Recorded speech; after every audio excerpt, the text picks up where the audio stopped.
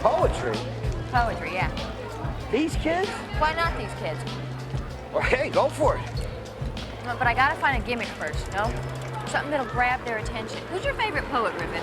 My favorite? Oh, there's so many. How do I choose? I'm serious. Serious, okay. Big D Dylan. Get out! Why not?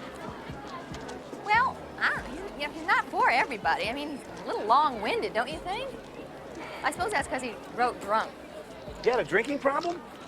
Well, the guy's Welsh, you know, there ain't a lot to do there. I thought he was from Minnesota.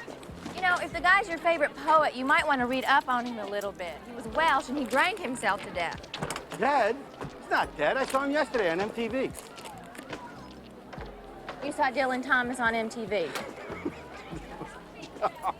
Bob Dylan. Bob Dylan. He looked dead. He looked dead.